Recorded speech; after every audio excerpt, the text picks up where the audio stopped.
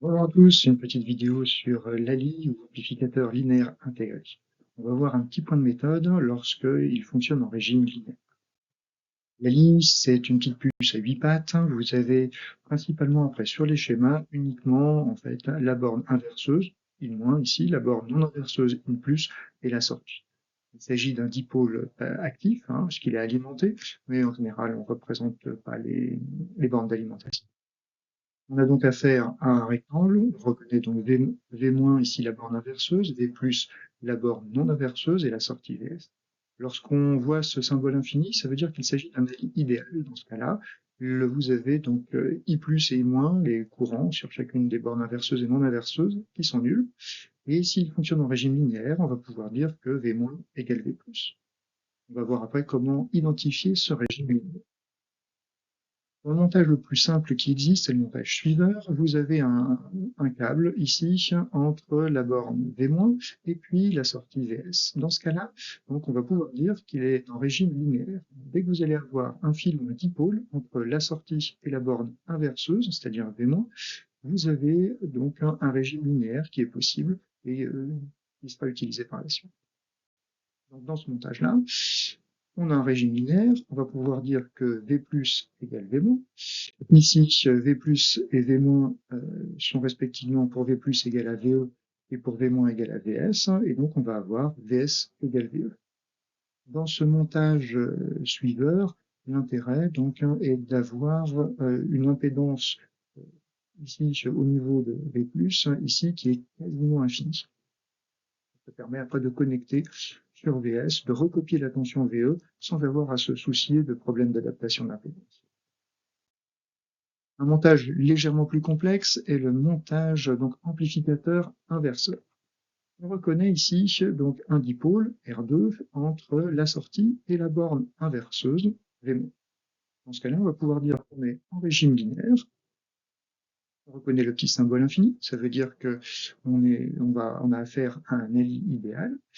Donc on va pouvoir dire donc que I- est nul, I+ est nul également, et comme on est en régime linéaire, on va pouvoir dire que la tension, ou le potentiel ici V- est égal au potentiel V+, comme il est connecté à la masse, ça fait 0.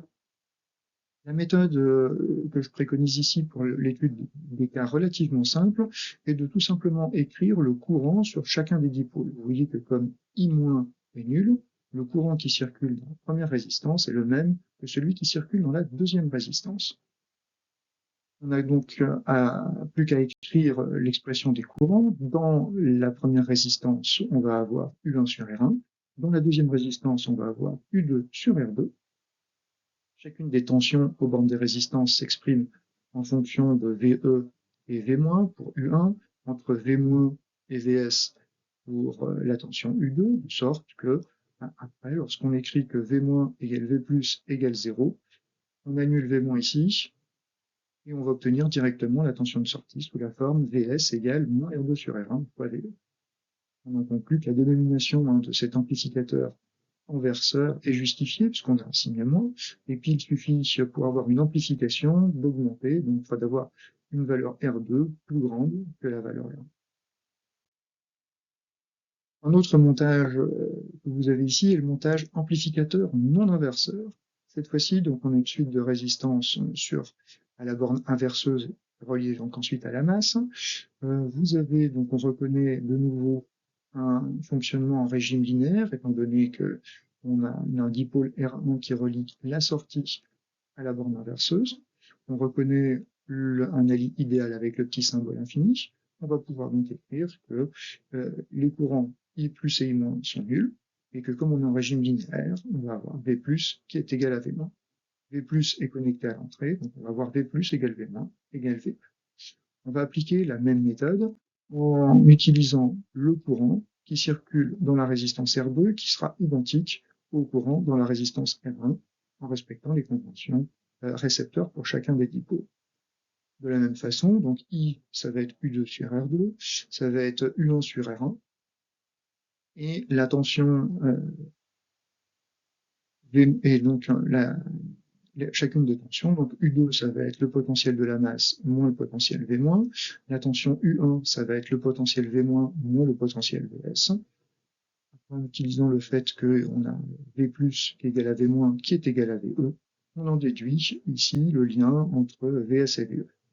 On reconnaît donc une formulation compatible avec la dénomination d'amplificateur non inverseur, étant donné qu'on a un gain qui est plus grand que 1, on va avoir 1 plus R2 sur R1, et on n'a pas de signe moins par rapport au montage précédent.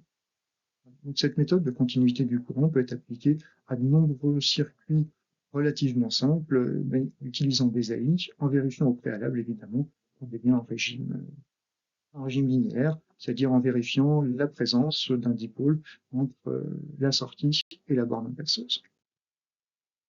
Je finis par un petit peu de publicité, donc avec ces deux livres édités en collaboration avec Gérard Collat-Desfrancs sur la mécanique de l'électromagnétisme. L'optique est appareillée.